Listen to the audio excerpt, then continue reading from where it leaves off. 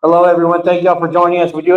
This is a regular school board meeting, so we do have a quorum present, so we'll establish that. And if we can, please remind you to silence your phones if possible. And we'll get started here in just a minute, literally.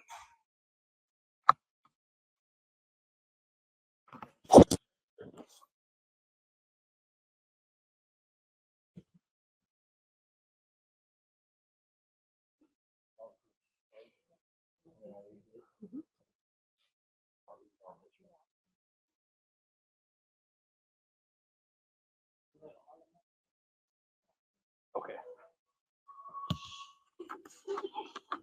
All right, you made it just in the nick of time by silencing. Okay, so we're going to go ahead and get started. If you don't mind, we'll start with the Pledge of Allegiance. You all right? We'll go with the United States Pledge of Allegiance first. I pledge allegiance to the flag of the United States of America and to the republic for which it stands, one nation, under God, indivisible, with liberty and justice for all. And we can turn our attention to the Texas flag. Honor the Texas flag. I pledge allegiance to thee, Texas, one state, under God, one and indivisible. Thank you all. You can now be seated, please. I will read the board mission statement. Through high expectations and equitable opportunity, TMISD will focus on the whole child by providing a safe environment and high-quality curriculum to the diverse and enriching experiences. So next we'll have public comment. Okay, we do have some public comments, so I'm going to try to read this. My glasses aren't very good, but public comments at regular board meetings will be conducted in accordance with board policy BED. At meetings other than regular board meetings, public comments are limited to items on the posted meeting notice and agenda. At regular meetings, public comments are allowed on any topic regardless of whether the topic is in an item on the agenda posted with the notice of the meeting. Comments shall be heard at the beginning of the board meeting. Comments are limited to 3 minutes per speaker, except non-English speakers requiring a translator are limited to 6 minutes. The presiding board officer may modify and waive these time limits as appropriate. Public comment should not be used for personal attacks by the speaker against district employees or students. Speakers who engage in personal attacks or use insulting, profane, threatening, or abusive language during any board meeting shall be ruled out of order by the presiding board officer, and may be escorted from the board meeting room. Any concerns or complaints regarding individual district employees, students, or parents must be resolved via the appropriate complaint process, as stated in board policy BED local. Pursuant to section 551.042 of the Texas Government Code, no board member or administrator may respond to a member of the public regarding an item that is not on the agenda unless such response is a recitation of district policy or statement of specific factual information. Okay, so I forgot to introduce myself. My name is Paul Arriaga. I'm the school board president, and thank y'all for being here. Our public comment is Mr. Raymond Gonzalez.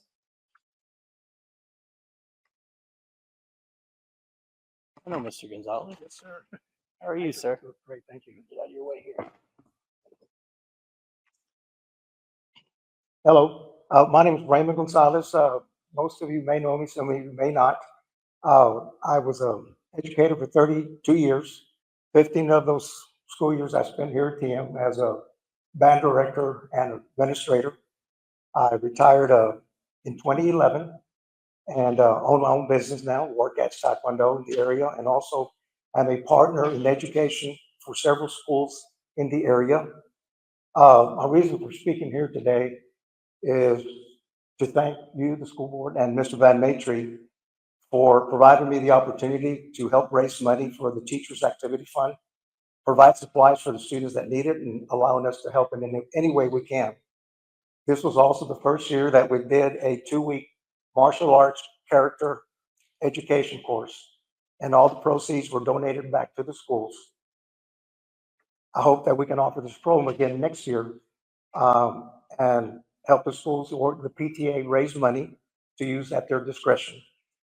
This also allows me to continue to do what I have a passion for, and that is to make a difference in a child's life. I did it for 32 years as an administrator, and now I do it through martial arts, teaching life skills such as respect, discipline, honesty, responsibility, confidence, and the list goes on. It's not just about the kicking and punching. And sometimes I feel like a principal, I still have parent conferences to address the child's behavior. Either we're addressing the student behavior or school academic performance. We serve as a support group for parents also, help parents and try to help these kids make better choices. I hope that we can continue to work together as your partner in education, and I will have your support in helping me make a difference one child at a time through my martial arts program. I want to continue raising money for your schools and would love to do more next school year. Please know that I really do appreciate your help and your support. Thank you all so much. Thank you for your time.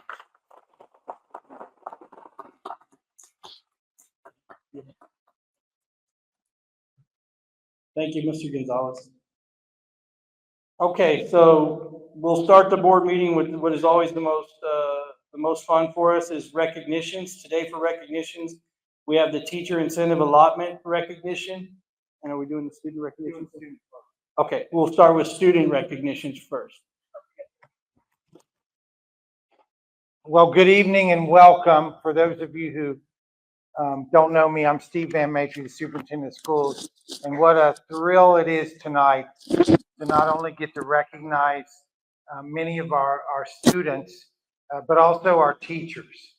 And we'll have more to say about that in a minute. So I don't have the list in front of me, Mrs. Castillo, but could you bring our coaches or sponsors over and let them say a few words and then give them the recognition that they deserve?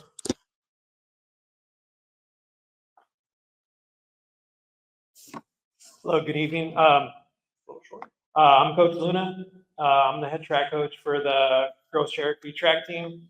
And this season started off fairly well. And we had a lot of girls come out and participate very well. And throughout the entire season, we had really good progress. And these girls right here that I'm about to introduce really showed a lot of determination throughout the entire season.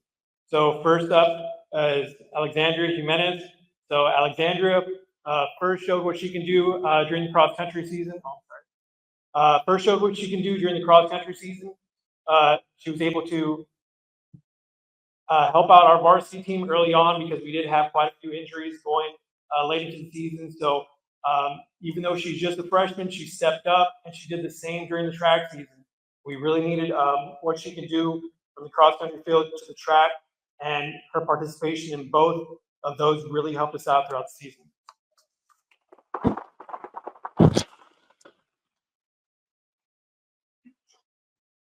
And next up is Iris Uribe. Iris progressed so much this year, especially not just from her sprints and her relays, but also in high jump.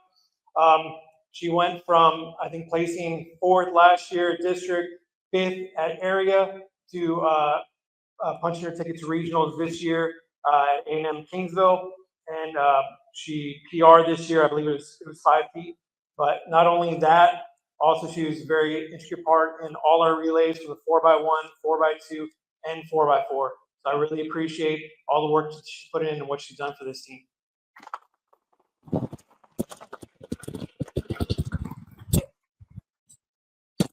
Okay, next up is Madison Gummel. So Maddie was another one of our athletes from cross country to track. She also is a pitcher for our softball team, big multi-sport athlete. During the cross country season, she had come back from an injury during late track and softball season from last year, and she worked her way back into our into practicing for cross country. Did a few meets at the beginning of the season, but both of us made sure that she was safe and healthy. So during the mid-season, she decided to rest up for track, and she really helped us out. We moved her from middle distance to sprints, and she became part of our 4x2 team that won district and took us all the way to regionals. So thank you, Maddie, for all your help.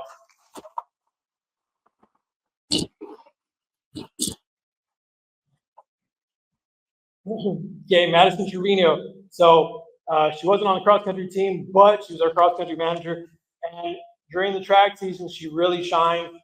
She put in so much work, came in early in the mornings, stayed during the period, sometimes after school to work, not only long jump, high jump, the 100, 200 block starts. She was a very intricate part of all our relays. And she's now the current record holder or school record holder of the 100 meter and 200 meter dash here at Tolosa Midway. So we're extremely proud of her and everything that she's done and brought to our team.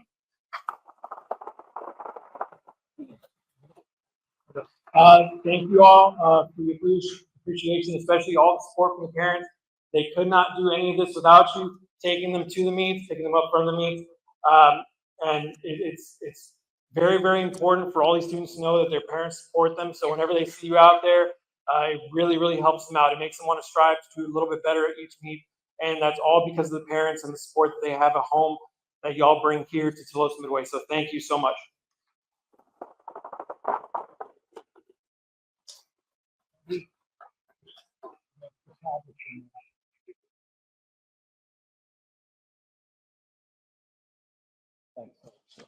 Thank you.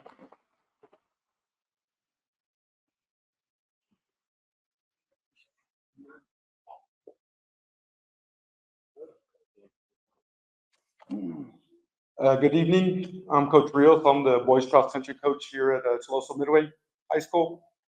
Here to present Aiden Halleck. Take a picture of it.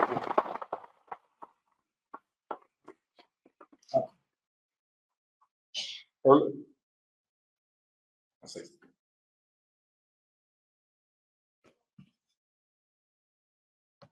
All right. This year, the boys cross country team was the district champion, and Aiden was our team MVP every meet. He was the first guy on our team.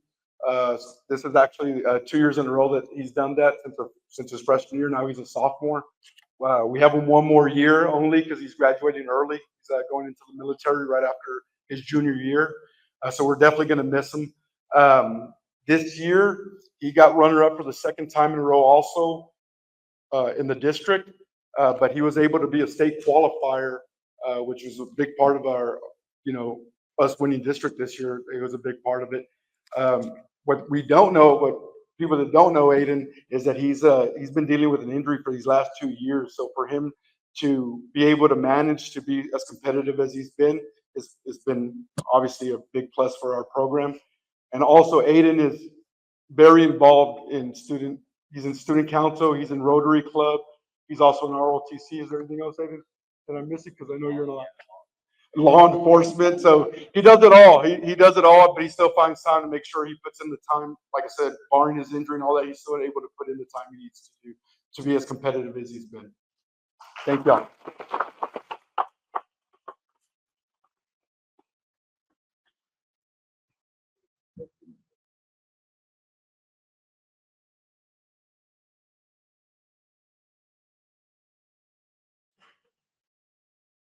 Congratulations.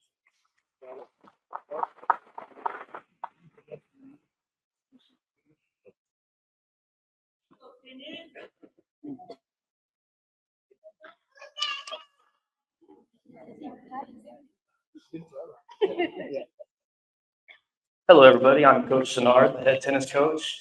I did not know I was doing all this. So just a brief summary of our spring season. We won the district title for the 6th straight year.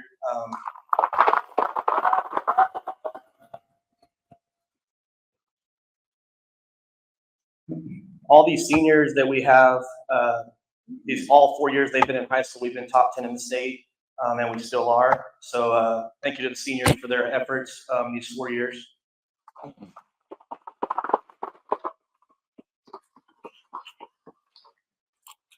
So going to regionals, we took 7 out of the 10 possible entries to the tournament. So the other schools in the district weren't real happy with us. We took 7 of the 10 spots. Of those 7 of the 10 spots, it totaled out to 11 kids that went to regionals. and 6 of those are freshmen and sophomores, so they'll be back.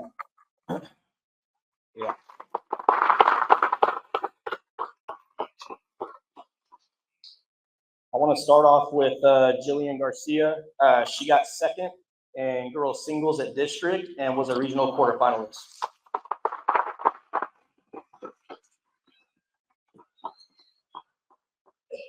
Next is Brendan Diaz. He played boys doubles and was the boys doubles district champion and regional quarterfinalist.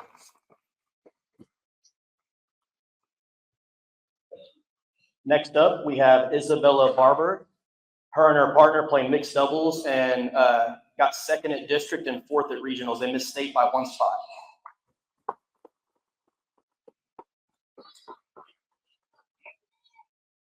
Next up is her partner, Dyson Chamberlain, 4th place mixed doubles at regionals, 1 spot out at state.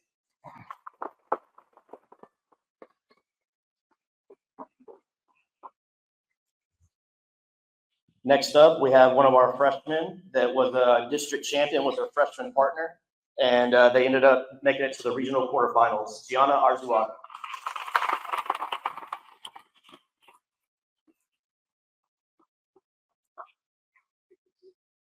So this is the first time in school history that we sent 3 separate entries to the state tournament. And one of our girls, she can't be here. She's at the international studies meeting. But she was the first girls singles player to make it to state in 50 years from TM. Tristan Dallas, she's not here.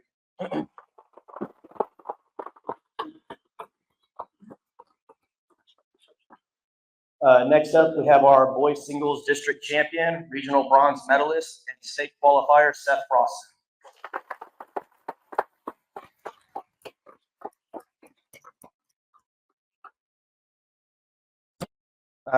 Last but not least, we have our girls doubles team that won the district championship and got the bronze medal at regionals, and state got the bronze medal as well. The first one up is Audrey Arango.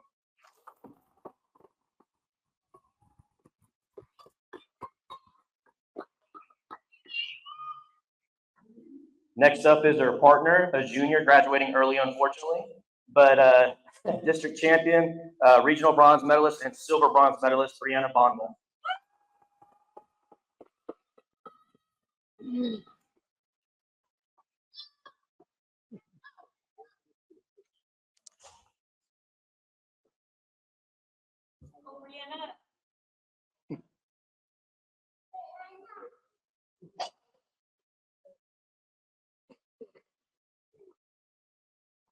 All right, girls get in the back, boys taking knee in the front. That way we can see the girls. Boys taking knee in the front. Take knee, boys. There you go. Take knee, Dyson. You're too tall.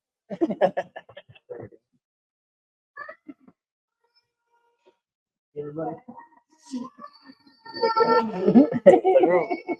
This way.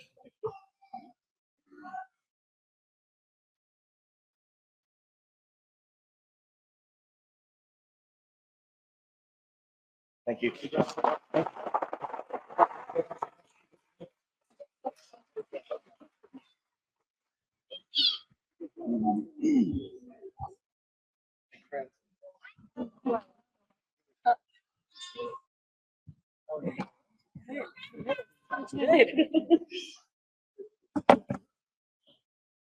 Hi, for many of you that don't know me, my name is Crystal De Leon Nero. I'm the case manager for community schools at the middle school.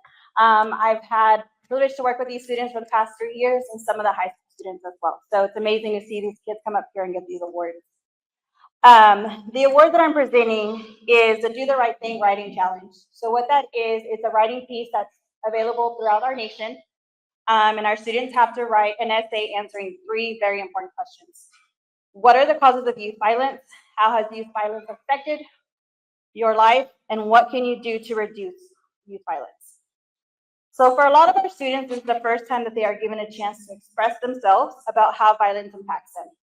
Writing can and is used as an outlet for many of our students to share their feelings and experiences, whether good or bad, in order to help them move forward. This is a healthy way for them to be able to do just that. This writing challenge targets middle school students because this is the age group that is old enough to have had some experience that might be shaping their life, but not too old to be stuck in the detrimental patterns. In working with our students, Ms. Fernandez and I have learned that many of our students have experienced a lot that no kid at their age should have. And it is unfortunate how they have become desensitized to their experiences. In the end, we were able to work with them and allow them to have their voice be heard, and also give them the opportunity to share with us and others how they would impact the world in a positive way to reduce youth violence. It has been a growing experience with our students, and we couldn't be prouder of them. Out of 2,000 essays that were written and entered for this competition, 36 were chosen as finalists. Out of the 36, I have the pleasure to announce that we had 2 finalists at our middle school. So first off with Abigail Lopez. She was our finalist for the writing challenge.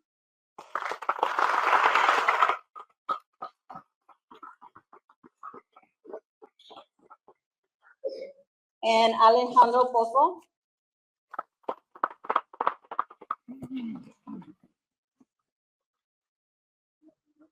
Now, with that being said, out of the 36 finalists that were chosen in our region of the Coastal Bend, they choose one to take to Washington DC for almost all expense paid trip. So they get to tour Washington, they get to stay at a hotel, they get to see, very important people at the White House. And not just that, but this person will also get their essay that they wrote published at the Library of Congress. So congratulations, our national ambassador representing our Coastal Bend area, Abigail Lopez.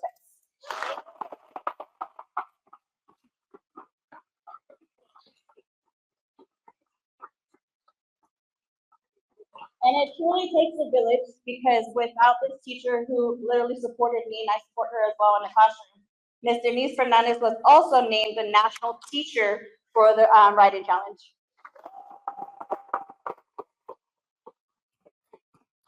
So Abigail and Ms. Fernandez will be traveling to Washington, DC in July. So best wishes to you guys. I wish I could be going with you guys.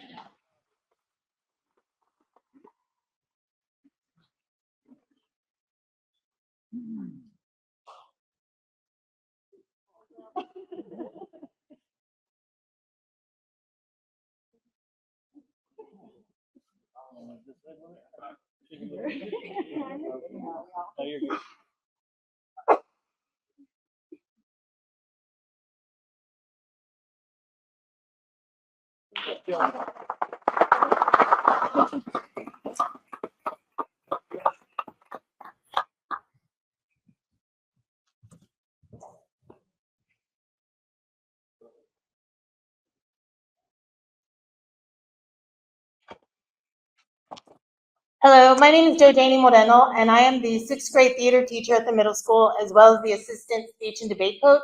Ms. Esquivel is our head coach, and unfortunately, she can't be here tonight, but wanted me to let you know she wishes she could, but she's at UIL State for her high school team. So she's still working it. This group of students that we took to state, in order for them to get to the state qualification meet in Dallas for middle school, they have to compete locally at high school tournaments. So there's no middle school tournaments locally. So all year long, they have been competing against high schoolers. And in order to qualify for state, they had to be a finalist at a qualifying tournament. So already they had a huge achievement locally by being finalists there. And then here we are celebrating their accomplishments at the actual state meet. So beginning with Joaquin Tierney, 3rd place duet improv, semi-finalist declamation.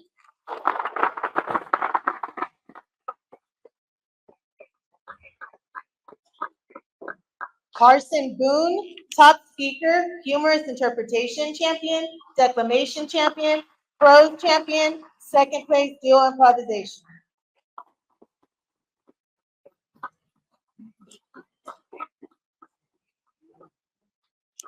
Caitlin Benavides, 2nd place duo interpretation, 4th place dramatic interpretation, 4th place program of oral interpretation, 5th place humorous interpretation.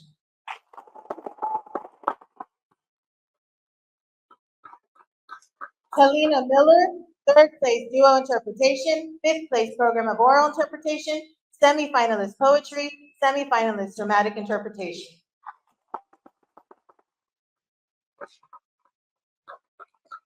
Juliana Arias, semifinalist, original oratory.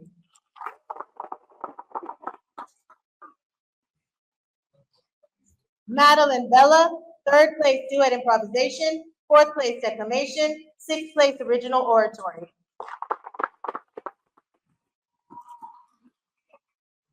Madeline Ellender, third place dramatic interpretation, semifinalist duet improvisation, semifinalist original spoken word, semifinalist poetry. Carter Cooper, fifth place duo interpretation, semifinalist humorous interpretation. Joyce Spring, fifth place duo interpretation. Savannah Stark, sixth place duo interpretation.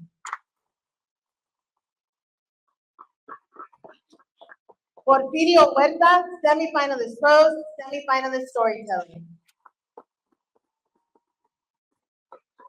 Natalie McDowell, semifinalist original oratory. Nalia Perdomo, second top speaker, poetry champion, second place prose, second place program of oral interpretation, third place dual interpretation.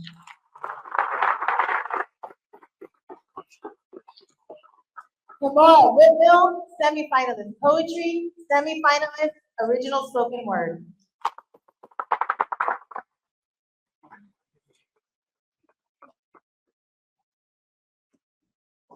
That's it. Thank you.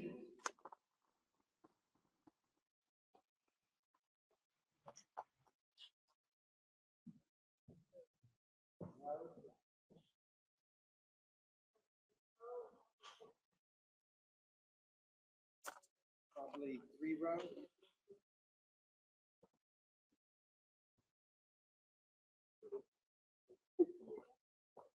Okay, then I would think you'd be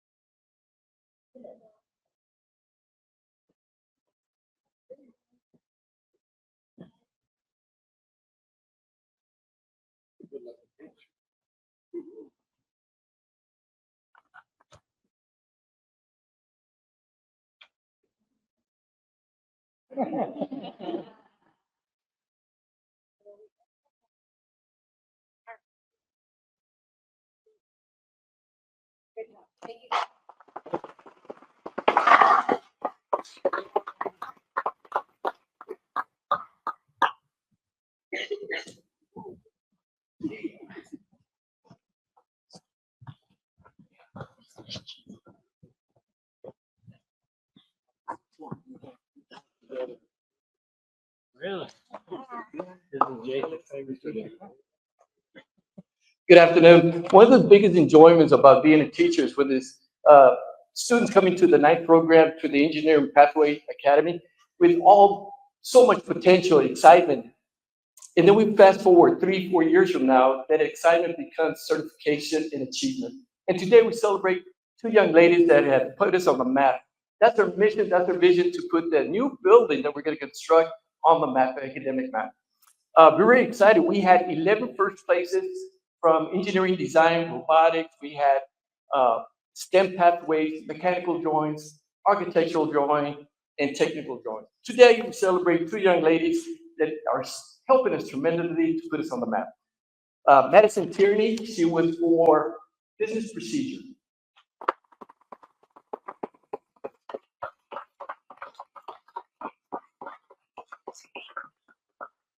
And Iris Uribe for architectural drawing.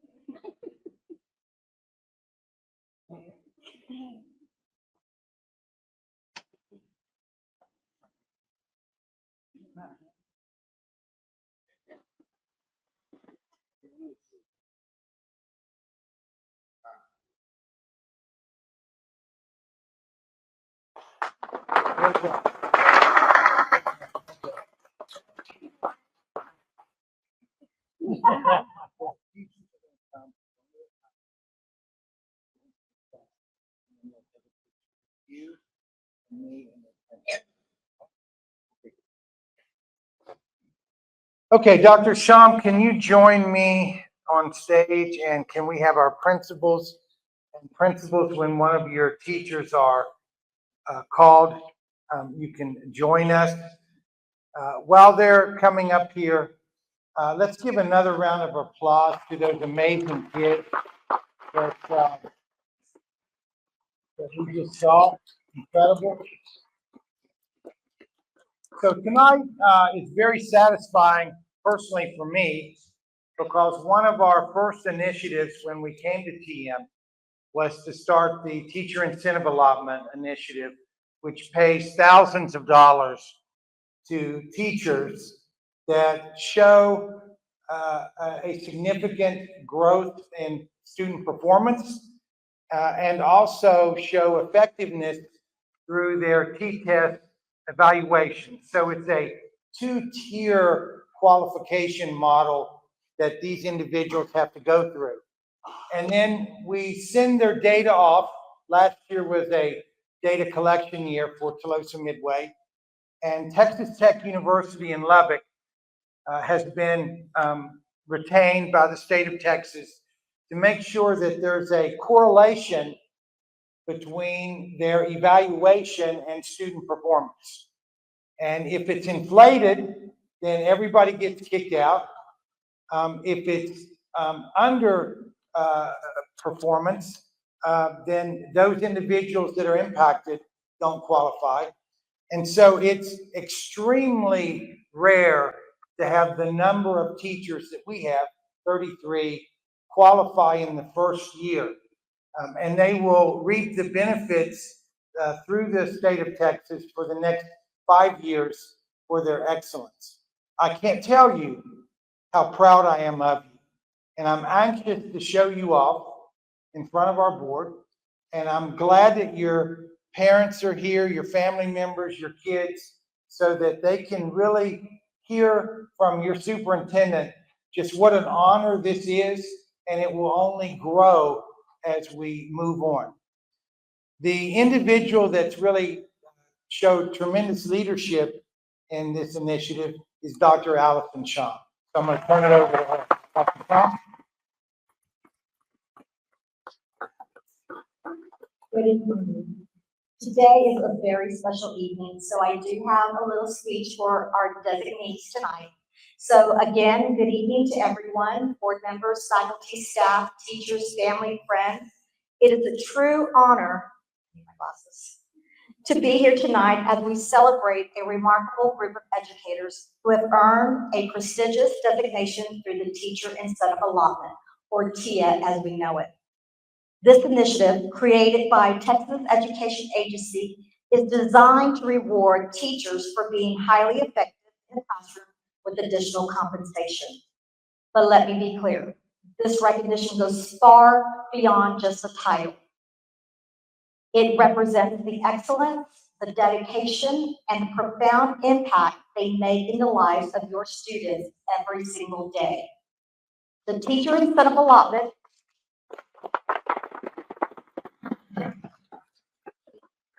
offers 3 levels of designation, each representing a major milestone in their professional journey. Those levels are recognized, exemplary, and the highest honor, master. These designations are not easily earned, like Mr. Van Major stated. They result from a rigorous process that focuses on what truly matters, student growth and teaching effectiveness. So let's take a deeper look at how these designations are earned. Like Mr. Van Major stated, there are 2 key areas. Student growth, a little bit more about that. At the beginning of the year, students take what we call the beginning of the year assessment to establish their starting point. And at the end of the year, they take the end of the year assessment to show how much progress they've made. The growth between these assessments is a clear reflection of the academic impact of their teaching. The second one is their T-test evaluation. And so that is what we use to evaluate our teachers, and we look at two key areas. We look at domain 2, which is instruction, and we also look at domain 3, learning environment. So when teachers meet the criteria in both of these areas, student growth and T-test evaluation, their designation is based on their overall performance. Therefore, each teacher receiving this recognition tonight has met the high standard and is standing before us as an exceptional educator leader. So that brings us to why we are here tonight. We are celebrating our first ever cohort of teachers to complete the TIA designation process. And this didn't happen overnight. It's been nearly a 2-year journey, a process that has been both challenging and rewarding. These educators have set the bar for those who will follow, and they've also paved the way for others to achieve the same recognition. We are incredibly proud of what they've accomplished. They are not just shaping academic outcomes, they are shaping lives, and tonight we honor that. So at this time, if I could have all of our honorees line up.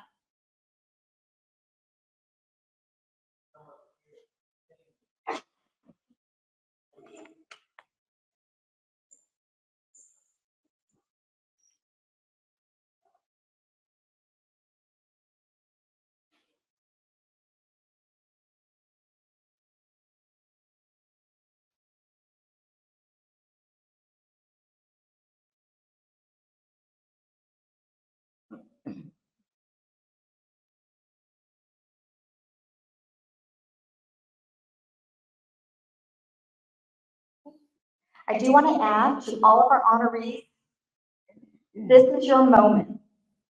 Be proud, stand tall, and know that your dedication, your talent, and your love for teaching are making a profound difference in the lives of your students. This recognition is so incredibly well-deserved, and we are truly honored to celebrate you tonight. Congratulations.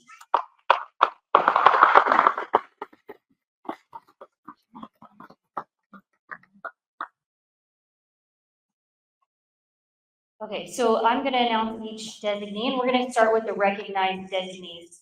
Miss Stephanie Ochoa from the high school, recognized. Samantha Guerrero from the primary, recognized.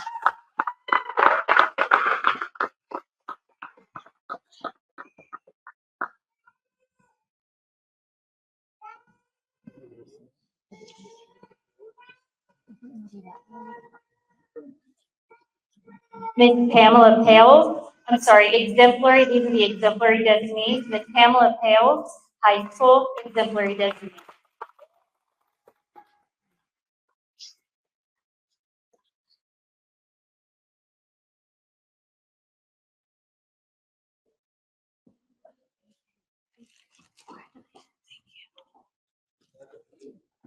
Miss Julie Wallace, exemplary designee from the high school.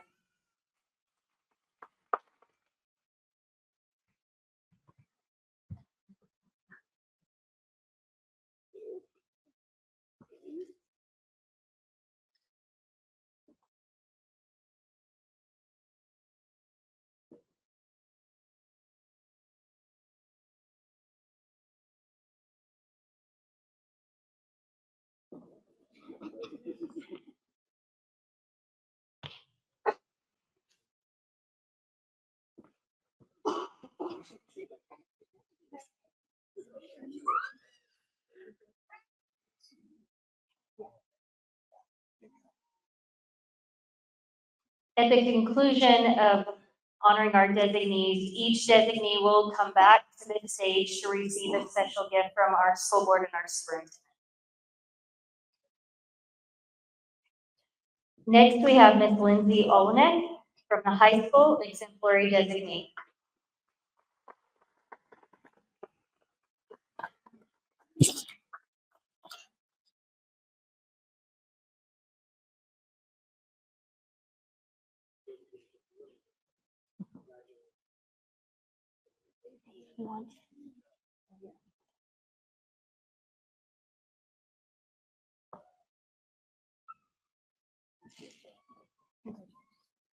Miss Lenisa Yates From the middle school, exemplary designee.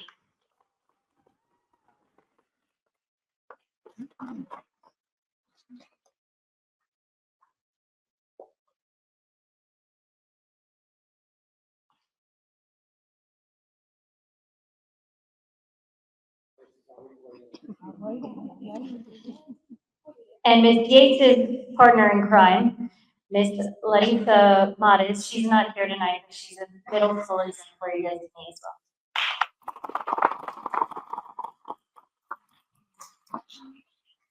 Ms. Agatha Diaz, exemplary honoree from middle school.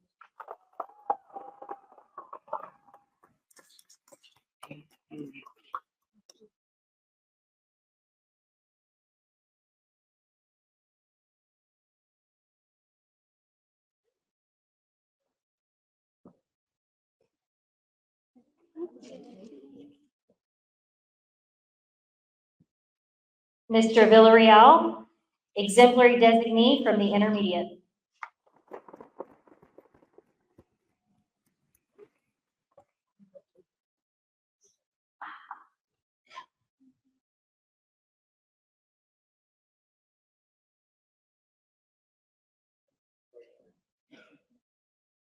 Ms. Selena Merrill, an exemplary designee from the intermediate.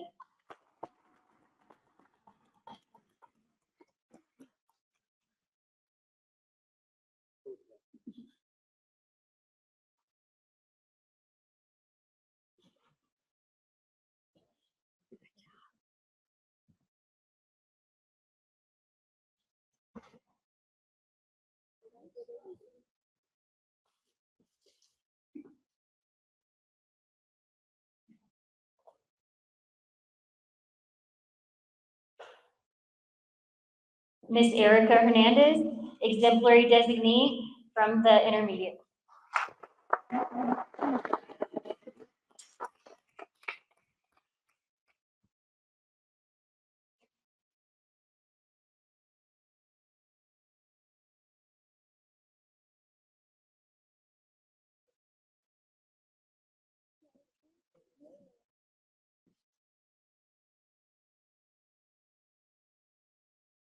Ms. Maria Guzman, exemplary designee from the intermediate.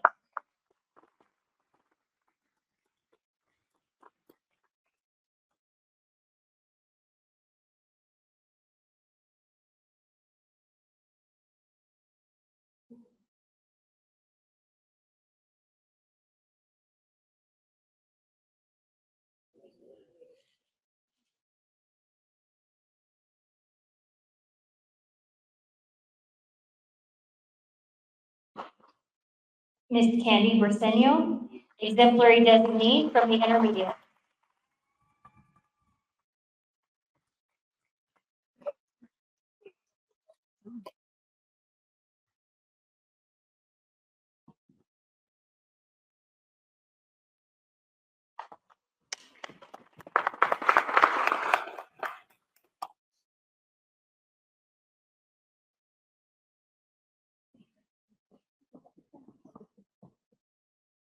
Ms. Danielle Bolden, exemplary designee from the intermediate.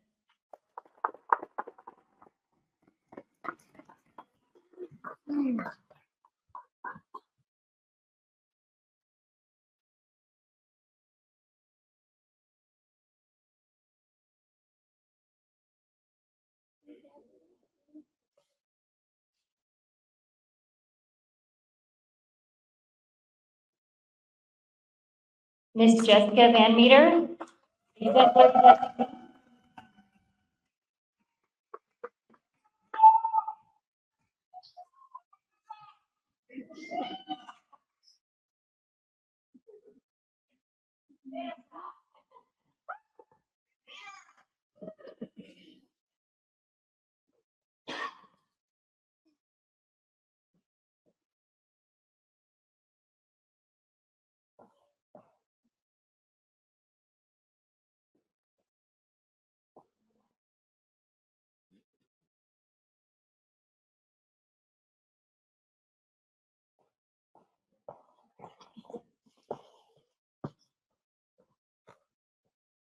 Ms. Tracy Ramirez, exemplary designee from the primary.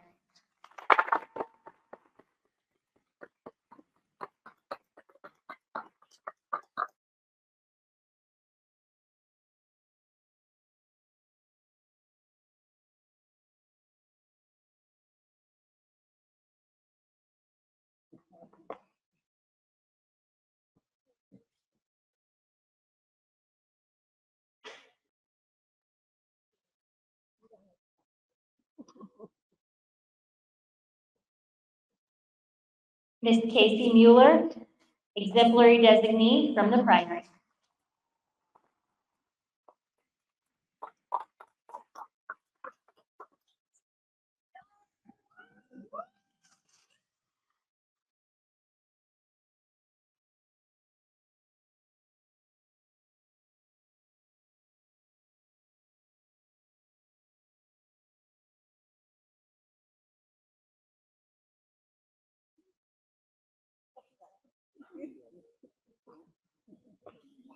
Ms. Dora Longoria, exemplary designee from the primary.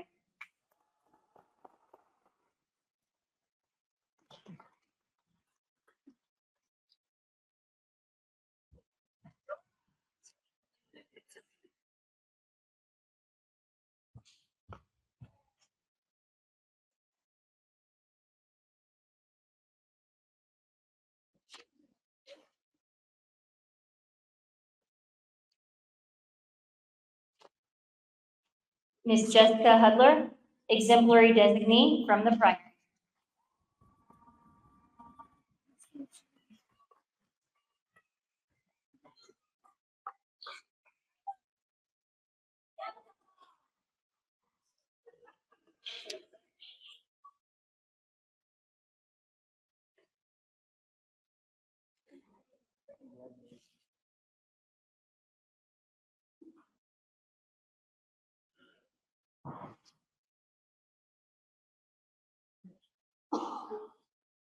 Ms. Mary Garza, exemplary designee from the primary.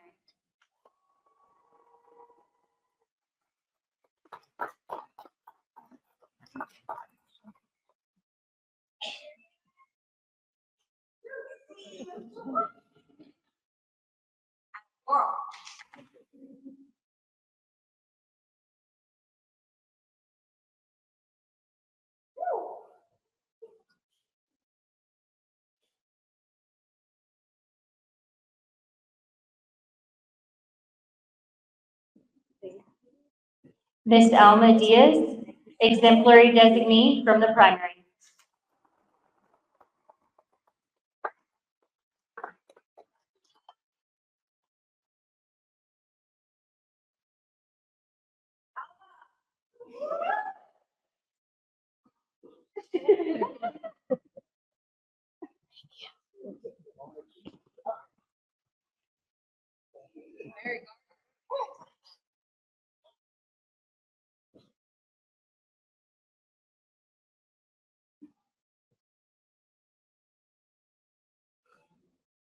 Ms. Amy Barrera, exemplary designee from the primary.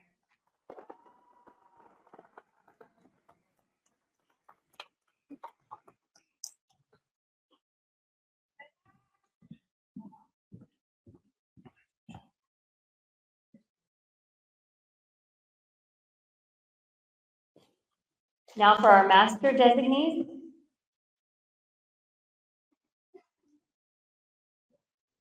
Aurelia Monsivais, master designee from the intermediate.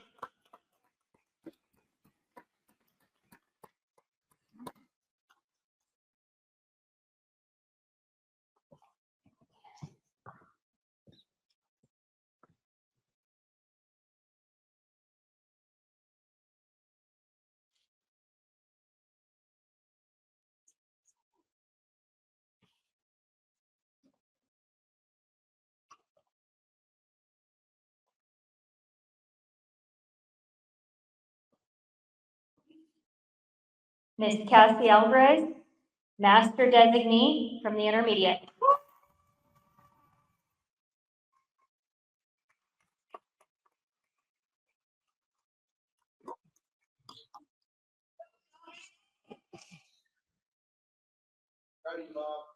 Aw.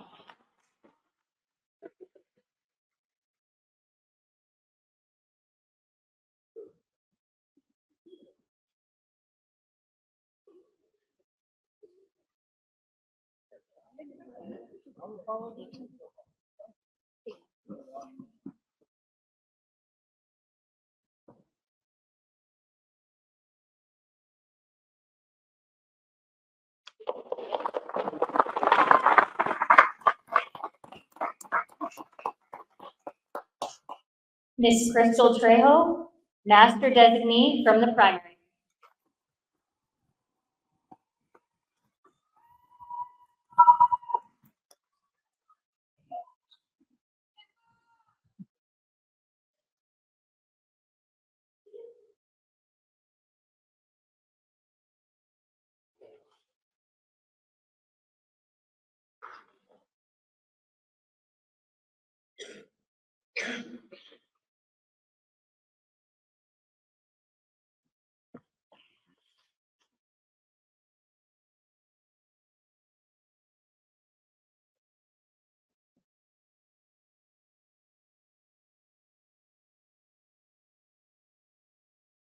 Miss Amber Solis Lara, Master Designee from the primary.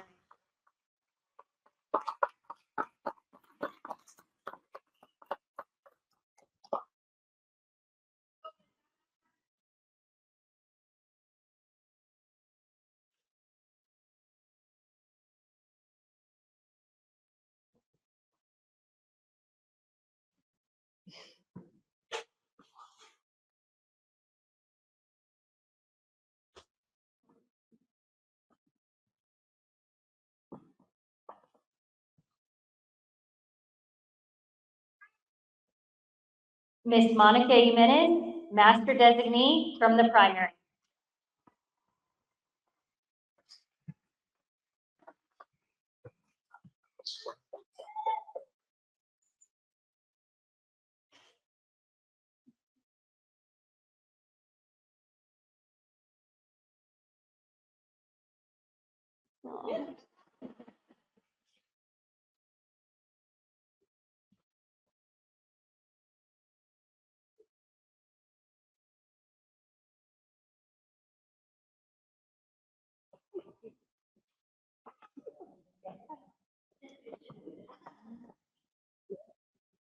Miss Imelda Gamboa, Master Designee from the primary.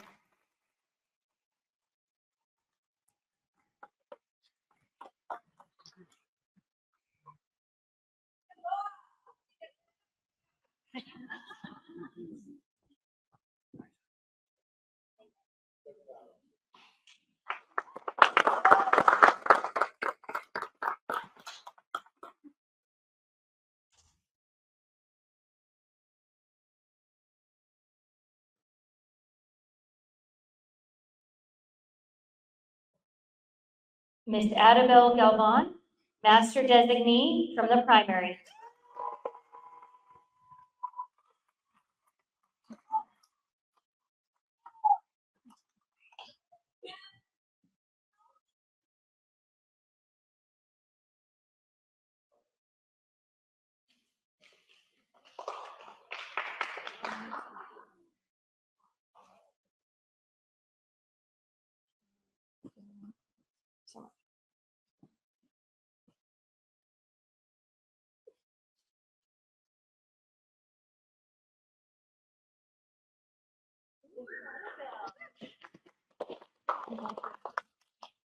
Miss Samantha De La Cruz, Master Designee from the primary.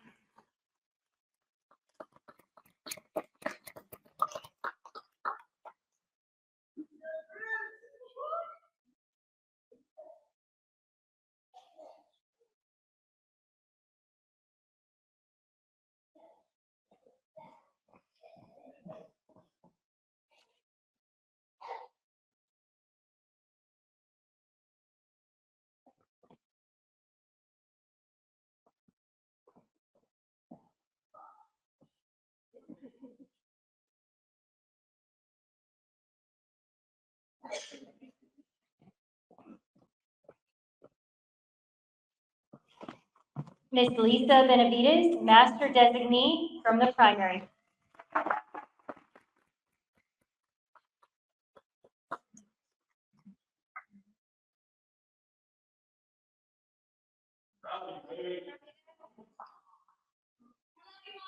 Oh.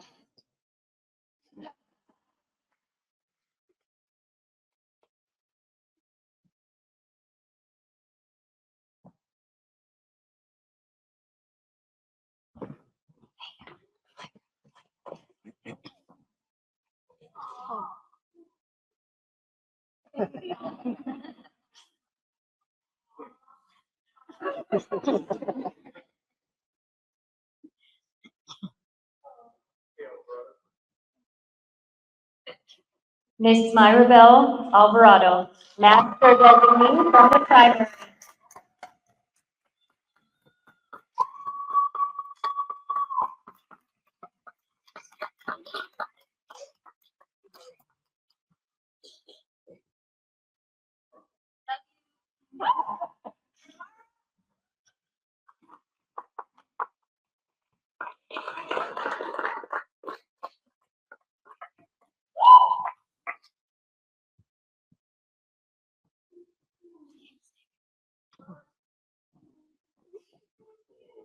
And last but not least, Ms. Laura Gray, Master Designee from the high school.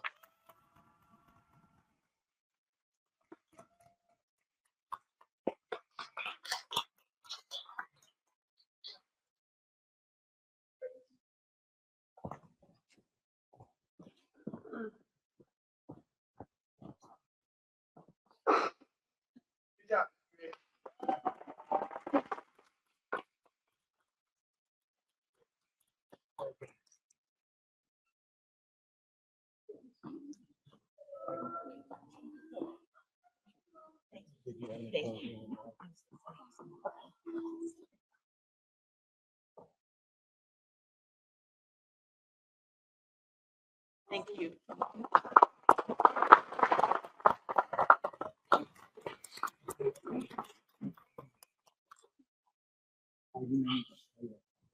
How about another round of applause for all of our students? You guys are congratulations.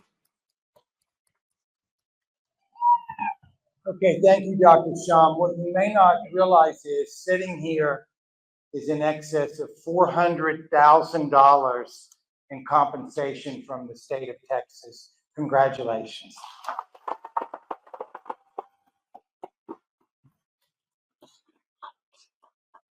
Congratulations again to everyone.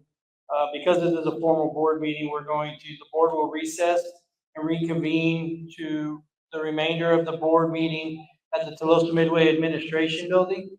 So we'll do that now. Thank you, teachers. This is awesome. It's a pleasure to be able to do this and honored to do this. So thank y'all. I hope everybody has a good night and come join us at the board meeting if you want to do something.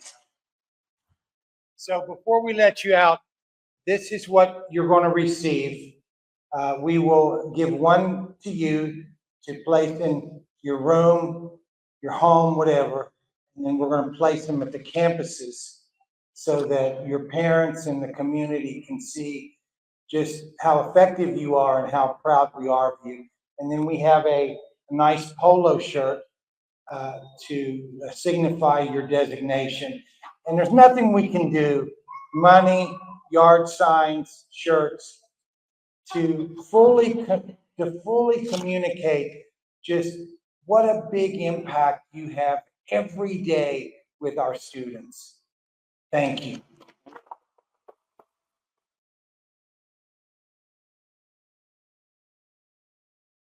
So it is 7:20. We'll go ahead and resume the meeting. Great job, everybody over there at the PAC. So the first discussion item we have is National Student Council. She's on her way here and she'll be here in 2 or 3 minutes. Okay. It didn't tell me what time the press started. Okay, no worries. We'll wait for it or? Let's do you, Okay. and then we'll come back to her. Yeah. All right, so we'll swap up number 2 to number 1. And this is discuss and consider the out-of-state field trip request for TM Middle School to attend the National Treasurers 8th grade field trip to Washington DC, April 4th through 7th, 2026. Mr. Gall? Well, hello, I just wanted to come and before you guys and ask for permission to be able to take the middle school kids to Washington DC again this year. We started this in 2013. We've had an exceptional group of kids every year. This year was even better. I think it was the best one that we had so far.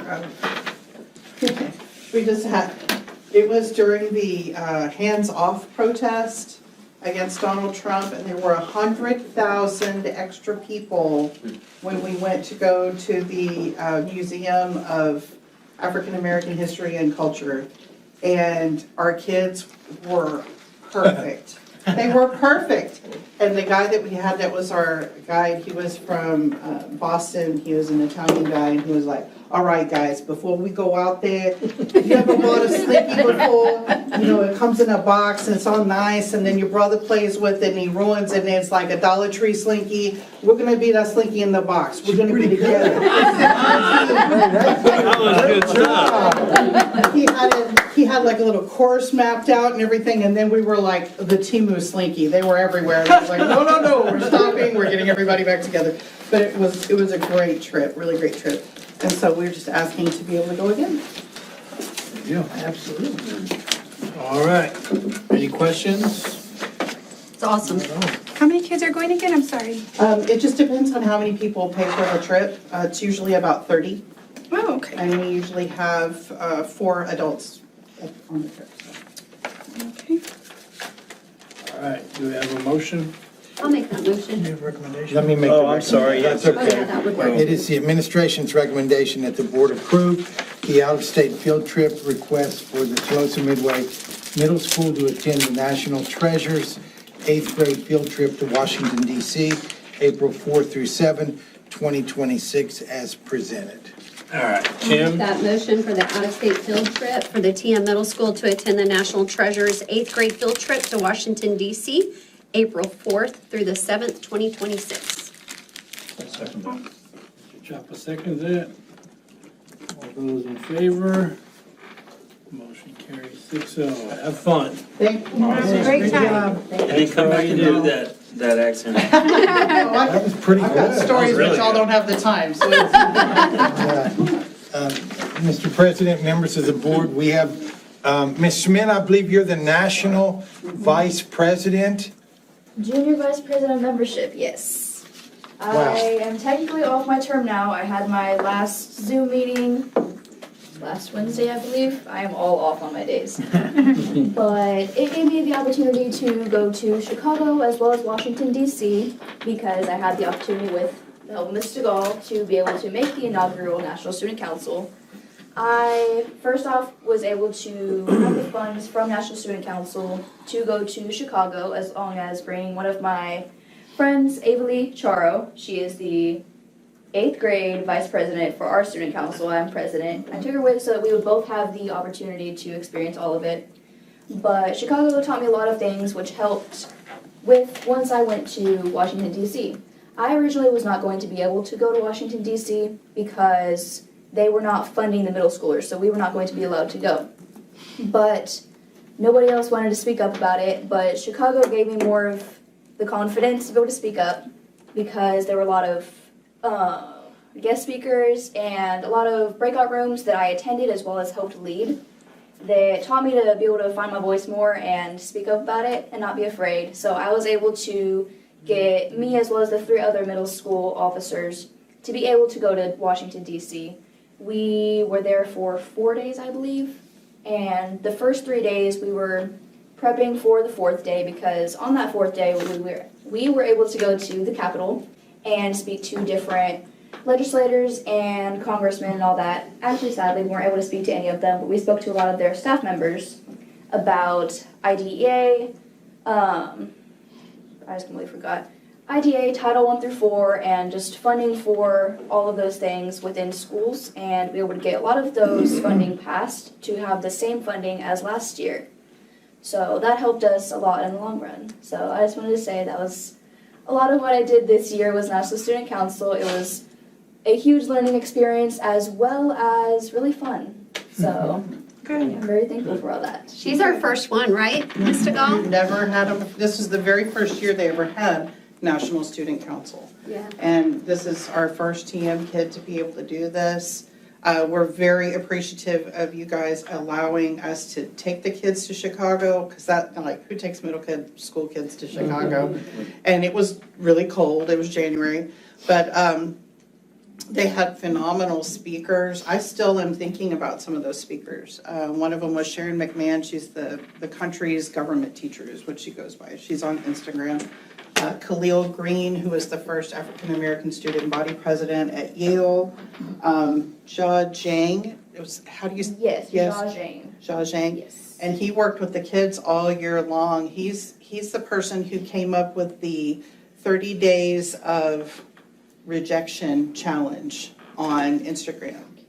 And learning how to become rejection proof. Because so many kids, like, they grow up, he's Asian, and so he said, it was a foregone conclusion. I was supposed to go to an Ivy. I was supposed to go to some really big school, and I didn't get into any of them. And I had no idea what to do with my life. My parents were absolutely so embarrassed that I wasn't able to get in. And he said, and I had done everything. And so that rejection just rocked me. And he said, I don't know, it was like a year or two that he struggled mentally with that. And then he was reading The Art of War by Sun Tzu, and it was talking about rejection, and he came up with this. I'm gonna make myself rejection proof. And I think a lot of kids could use that because everything they touch turns to gold, and they don't know what to do when they face those hard times. And we make it pretty easy here because we have such great teachers, we have great situations for them. I mean, you just came from this award ceremony with all these kids winning all these things, and then they go out in the world and it goes and you're like, oh, what do we do, right? And so he was great. I mean, they were all great, and they had all these different opportunities, but my favorite part of it was watching her up there with all these high school kids from all over the country leading these sessions of 2,000 kids. I was like, wow. Awesome. Awesome. Ms. Smith, you are so impressive. Not only with your ability to speak in front of adults with poise and class. I'm just so proud of you. Congratulations. Yeah, I want to say too, you said you pulled in Charo, Yes, so I she did. could see it, and Yes, I that's huge. Isn't it? That's a leadership skill. Don't ever lose that, because when you get out in the professional world, a lot of people they're afraid of competition or whatever it is, but take that leadership skill right there, and that's you're going to be successful, but we can tell that, but that was impressive. Thank you so much. Very much so. Congratulations. Thank you. Thank you, Mr. Gall. Thank you very much. Thank you. All right, so the next agenda item is discuss and consider approval for the removal and disposal of outdated instructional materials. Mr. President, members of the board, there is a process to remove and dispose of outdated instructional materials. Dr. Sham is going to walk you through that. Okay, so yes, there is a code for us to bring that to the board in order to remove any outdated material. And so tonight, actually, we've been talking to all the campuses, and we do have a lot of instructional materials that are just being stored. And so it's time to clean house.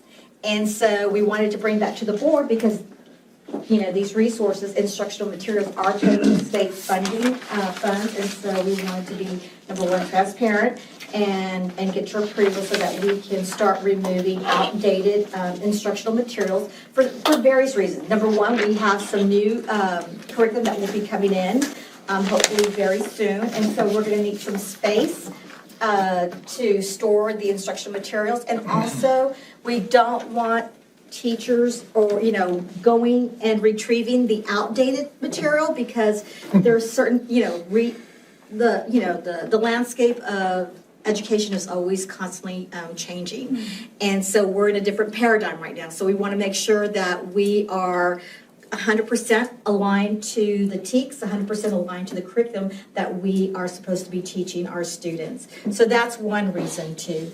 And then, like I said, really the main reason is we need some storage, and it's outdated, it's out of adoption. So as long as it's out of adoption, we can't use it. We do have some amplified materials that are still, they're still in current adoption. We're gonna hold on to those instructional materials. I want to see if we can reach out to other school districts or another company that might be able to purchase the amplified materials because they're still in current adoption. If we decide to remove or get rid of the amplified adoption because it is still currently in adoption, we would have to contact TEA and contact Commissioner Morath and let him know that we are no longer using Amplify because we're transitioning now into Bluebonnet, but we would have to go that extra step.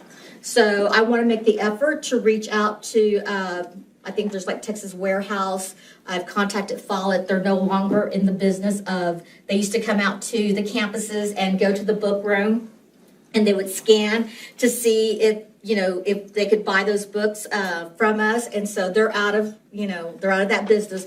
But I'm going to try to see if there's other companies that will come out and see if they can buy some of those instructional resources that are still currently in adoption, but we're not using. And so then those funds will go back into the 410 account, and so we'll have that money to use and purchase other instructional materials. But I've had campus principals, our instructional facilitators, we need room, and so I don't think we've had a clean out in a while, so we want to go ahead and start off that year with space and just, everything in there is current, and we don't have to worry about, using materials that are out of adoption. So we're asking for your approval to remove and dispose of instructional materials. And another reason, I didn't want you guys to find out that they're in a dumpster, and so a lot of the instructional materials are consumables. So we've been passing them out to the students, and that's our goal. For the summer, they can, handwrite, do some reading, comprehension, so that sort of thing like that. Yeah, I was even thinking, I don't know if it's possible, but if there was any leftover stuff for like some of the local daycares around here, have some of those pre-K kids could use some of that material. Right, because we have in our area. Pre-K, right? At your campus, we have a lot of resources. So we're going to try to see what we can either donate or, buy back so that we can use that money to purchase other instructional resources. Any other questions, comments? Mr. President, members of the board, it is the administration's recommendation that the board approve the removal and disposal of outdated instructional materials. This process will follow guidelines outlined in board policy CMD legal and district policy local, using appropriate methods such as recycling, donation, or other approved disposal practices. All right, you have a motion? Mr. Chaplin? Yeah, I move that we approve for the removal and disposal of outdated instructional materials. Okay. Second, Leo? All those in favor? Motion carries 6-0. Thank you. All right, the next action item here is discuss and consider approval of Toshiba copier and printer agreement. Mr. Carroll? We've been doing our copier and printers pretty much on 5-year cycles, and June is the end of the current 5-year cycle with Toshiba. I can tell you that I've been here 15 years, and when I got here, we started with Dayhill, and people were ready to set them on fire and complain probably about the 3rd year, so it was 2 years of just constant complaints. Then we went out for bid, and we went with Konica Minolta. And about 3 years into that 5-year agreement, it was, oh my God, this is the worst deal ever. Who picked this? And so then we went out again. But I can tell you that we've had virtually 0 complaints about Toshiba over the last 5 years. So therefore, I asked them They can give us a DIR pricing, which is just like going to off a buy board. It's a co-op for purchasing these kind of things. So they made me an offer that I'm bringing to you that I think is a very good offer. We're gonna replace all the bigger copiers. When I say copier, we're talking about the bigger ones, and some of them are color, some of them are not.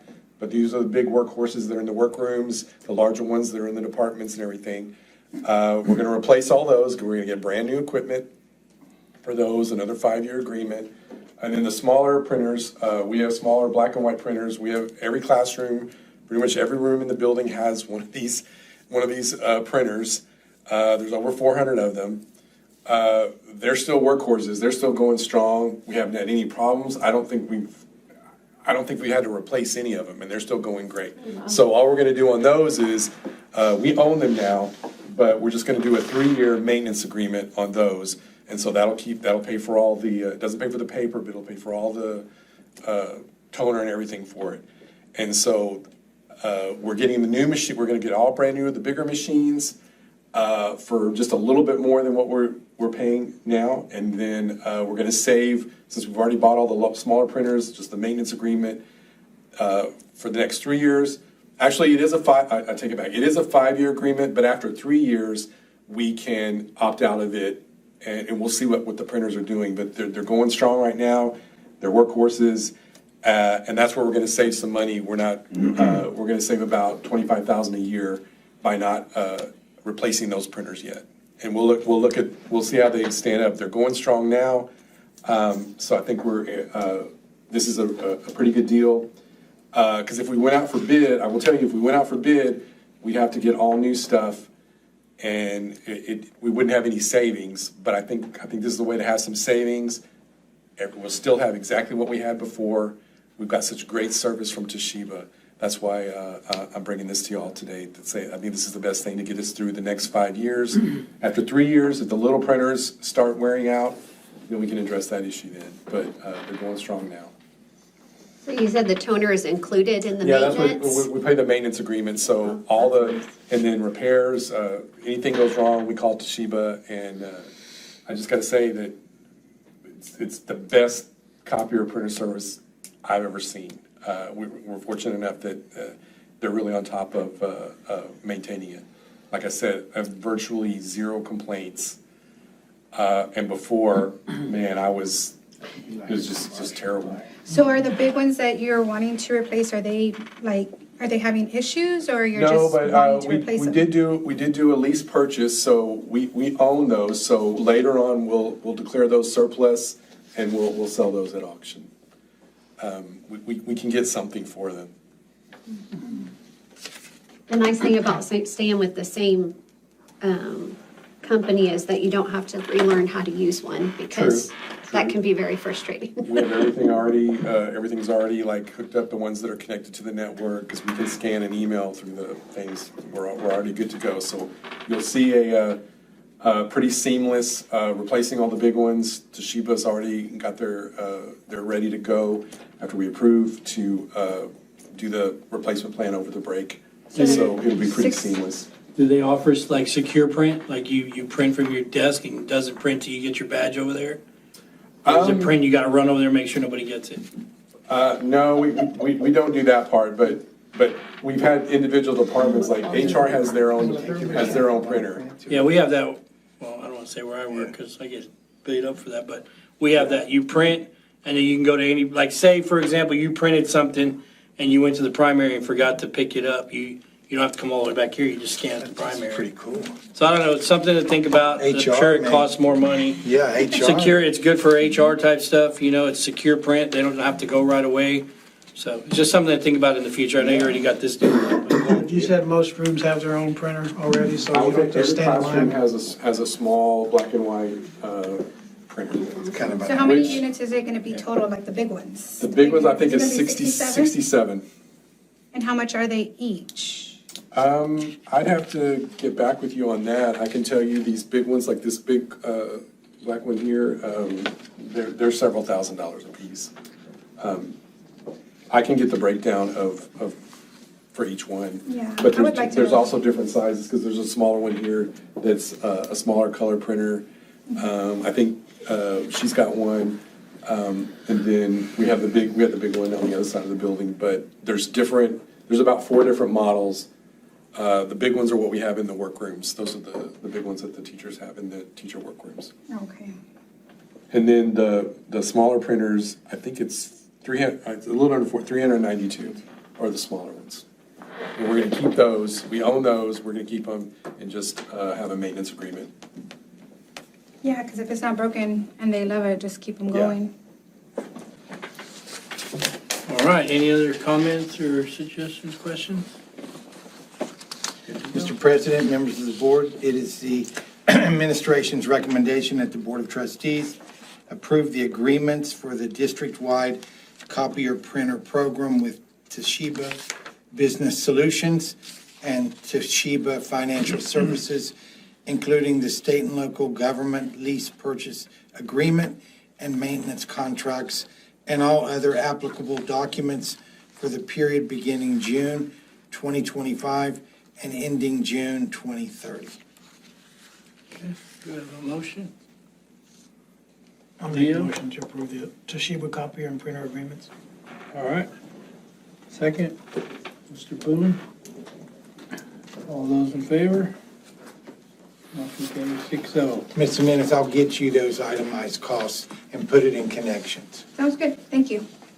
All right, the next one is report, Nueces County preliminary tax values 2025. Mr. Carroll? This is something we do every year, but I will preface by saying the preliminary values, I'm not gonna say they're worthless, but they're preliminary, they're not complete, and they look a little wonky and it's sometimes difficult to explain, but the appraisal district is undergoing some changes and I think they just maybe copied over last year's number and gave it to us because I do know they're missing some of the values.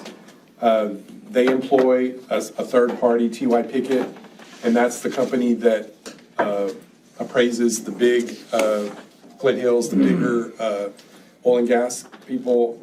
They don't have any, those numbers are not complete and they're not all in there. So right now, the preliminary number is 4.1 billion. I think we'll have to wait till July to see what happens. But, last year they reached their agreement with Flint Hills before October. So that number represents pretty much the big tax break that they gave Flint Hills last year. And so I'm willing to guess that they always lowball the preliminary values. The certified values have always been a little bit higher than what the preliminary values are.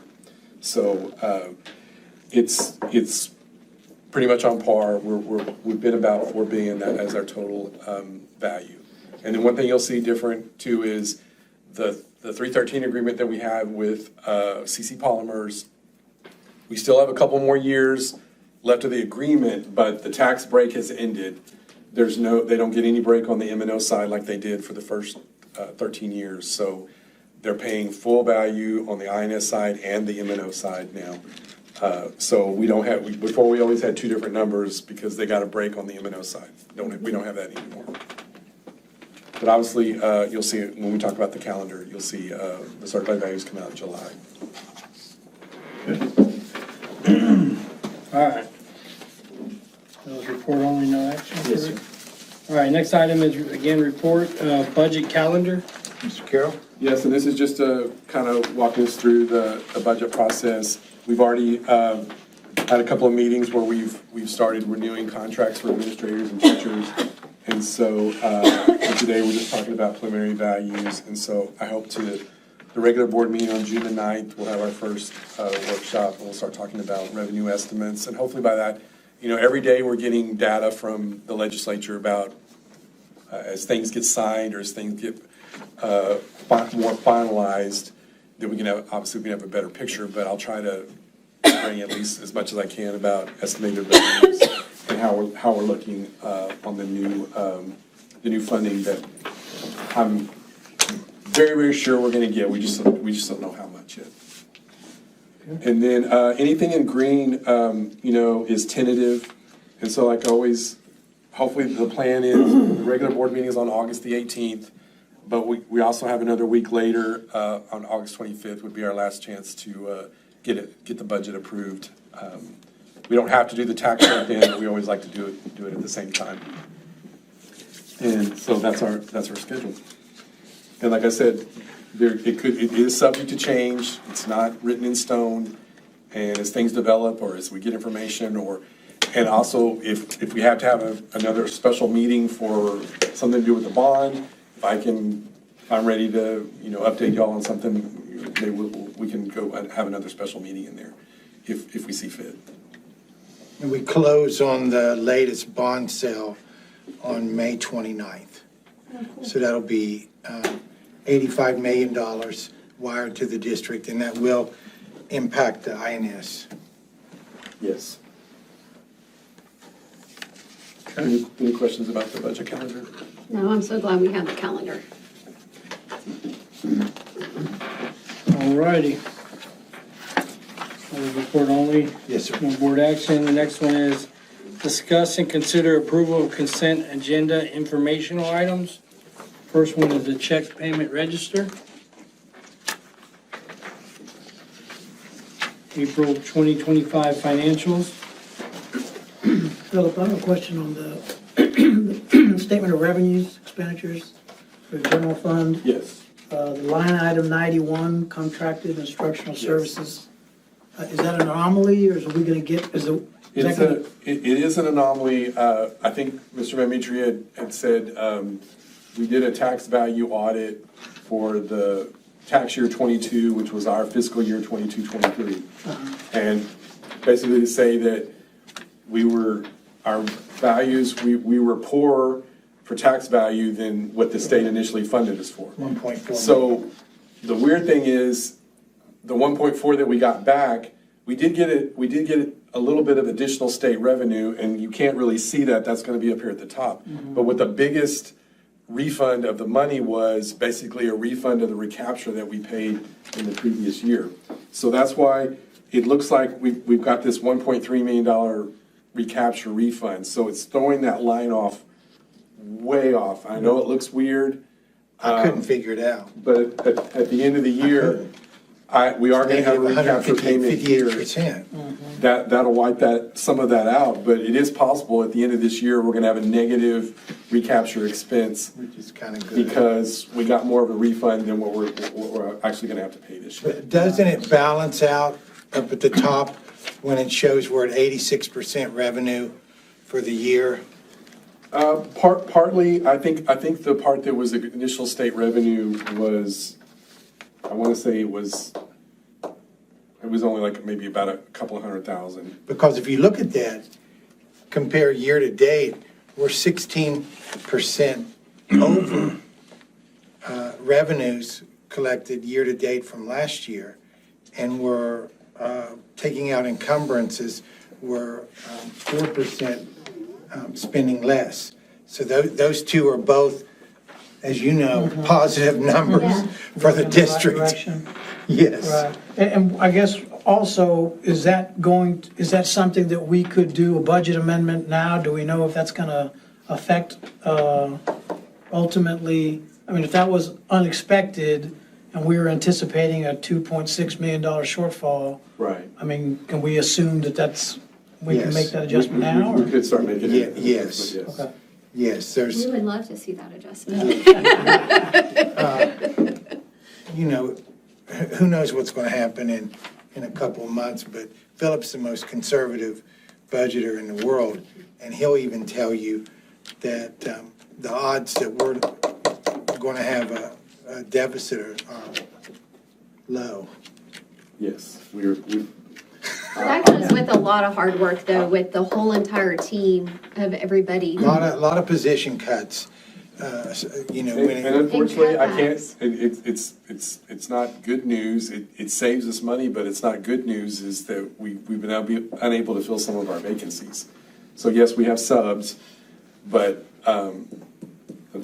it's. Well, and some of the vacancies we don't want to fill, particularly the paraprofessional, because it hurts them in a short term to be a full-time employee of the district because, you know, they don't get paid as much because we pay them for the summer when they're not working.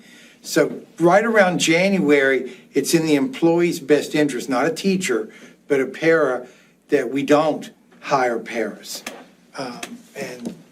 Yeah, I'm extremely optimistic about two things. Actually three: student performance, and the $3.5 million deficit we had last year, and the $2.5 million projected, virtually gone, and with a little cooperation from the Senate and the House, being able to give raises across the board. Because we have to do that.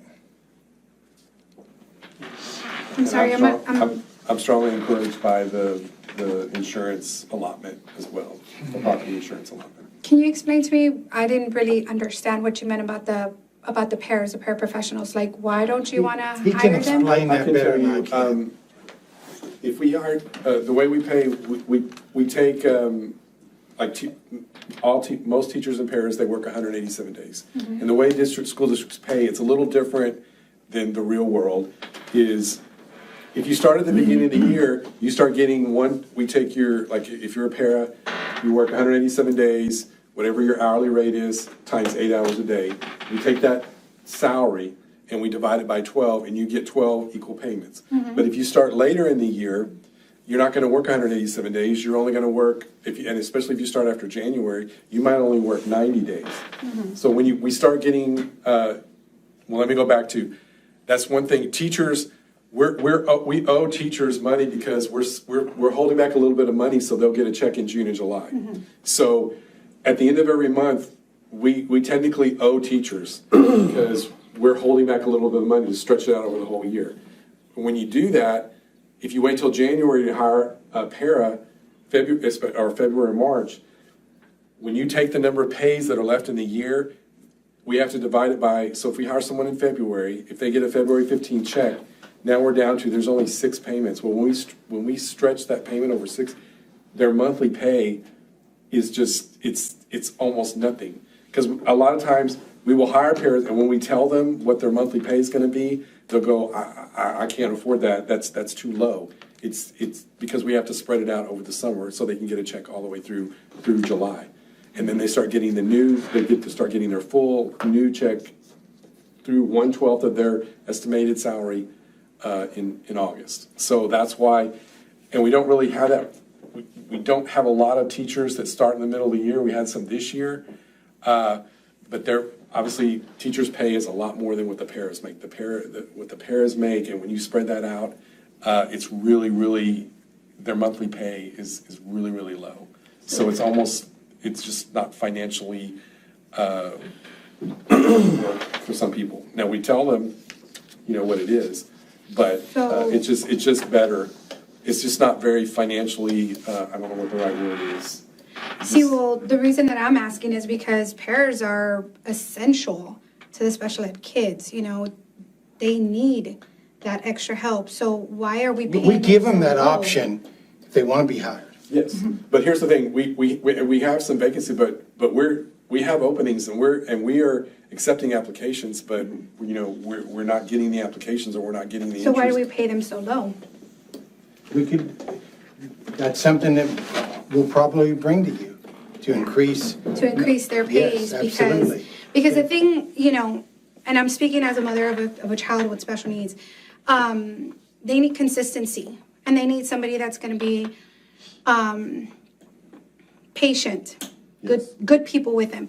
And when you don't pay them well, and then they leave, you have to understand that our kids can't handle different people all the time. They have to have consistency. And just like a teacher's there all the time and the kids get used to them, our kids can't change very easily from one teacher to another. So, I will say that I wish that somebody would bring it up to help raise the pay for paras, to make them want to stay, because that's what our kids need. I'm So- sure not only for pairs, but custodians, the grounds crew. Ms. Riggs does a study to look at market conditions across the region. And we try our best to be competitive, but, you know, we haven't gotten any increase in funding since 2019 from the state. And it's been very difficult, not only for TM, but other public schools as well. Hopefully, we'll get some relief in the next few weeks. I can tell you that our paraprofessional rates are, on the most part, higher than CCISD. We do have some of the highest paraprofessional rates in the region. But having said that, I agree with you, it's not enough. Yeah, because, you know, our kids, and when I say our kids, I'm speaking because I am a mom of a child with special needs, and, you know, they just can't handle, I know, okay, I speak for my own child. My child cannot handle somebody different and somebody new every time because she just can't deal with that. So I would like to see, you know, more of a permanent situation than just, you know, a rotating door. These special ed paras, their funding, does it come from federal funds or they come local? No, right now, all the special ed paras are funded locally. We have some special ed teacher positions and some other special ed positions like DIAGs that are paid out of federal, but right now, we don't have any paras paid out of federal. Can they be paid out of federal? They could be, but we use the federal funds to pay for the teachers, some DIAGs, well, that's out of title. The new art facilitators, those are paid out of federal. And then teachers, DIAGs, and the art facilitators. And then also all changes the, could be coming from federal funds with what Trump is proposing, right? possibly, yes. I can't even begin to imagine what's going to happen with that. But we also pay for the federal funds, all special ed funds also pay for all the stipends that we pay for the teachers that have special ed certifications, and the stipends we pay for all the teachers that work in the different units. That comes out of the federal funds. Okay, thank you. All right. The next one is the budget amendment. Following one is tax collection report. Enrollment report. And then regular and special called board meeting minutes. Mr. President, members of the board, it's the administration's recommendation that the board approve the consent agenda items as presented. I'll make a motion to approve the consent agenda items. I'll second that. Second, all those in favor? Motion carries 6-0. All right, the board, next we have is a closed session. The board will convene in closed meeting as authorized by the Texas Open Meetings Act to discuss items allowed by the Texas Government Code, Chapter 551, 071 through 076, 082, 0821, 083, and 084.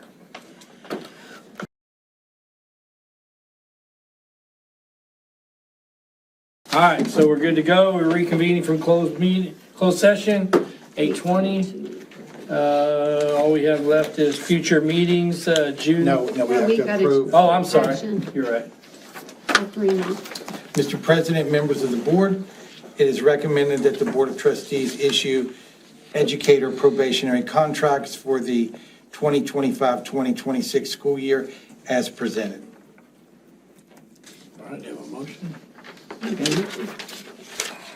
Second. Brian. All those in favor? Motion carries 6-0. All right, now. No, just No, two you more. got one more. Two more. Mr. President, members of the board, it is the administration's recommendation that the board approve an educator dual probationary contract for the 25-26 year as presented.